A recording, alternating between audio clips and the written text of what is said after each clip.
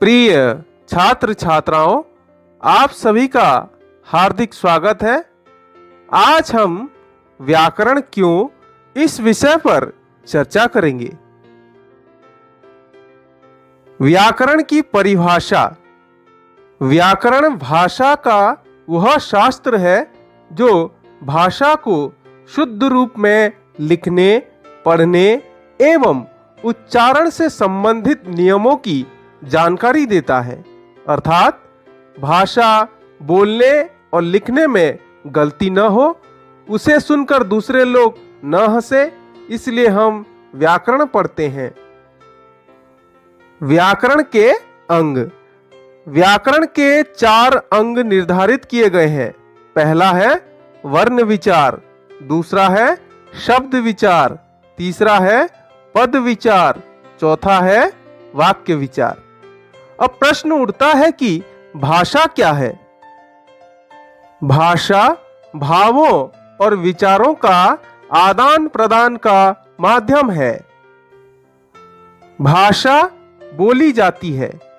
हमारे मुंह से जो बातें निकलती हैं उनके सबसे छोटे खंड को ध्वनि कहते हैं।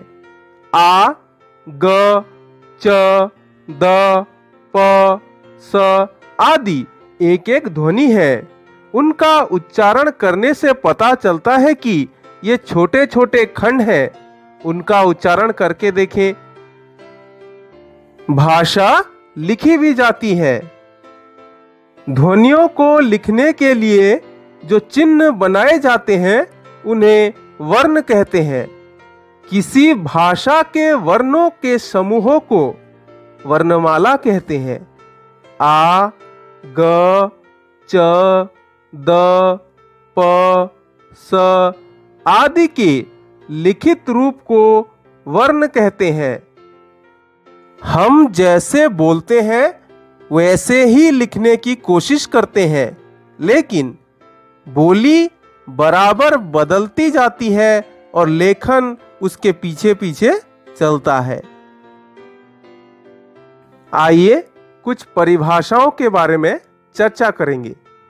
वर्ण या अक्षर भाषा की उस छोटी ध्वनि अर्थात इकाई को वर्ण कहते हैं जिसके टुकड़े नहीं किए जा सकते हैं।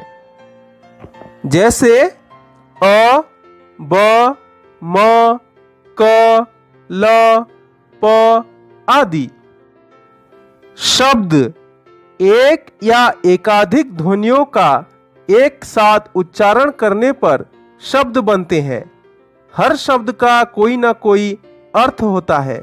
जैसे कमल, आम, कल, कमरा, बड़ा इत्यादि।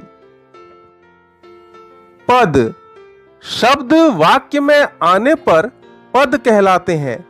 पद में शब्द के साथ शब्दांश भी जुड़ा जाता है।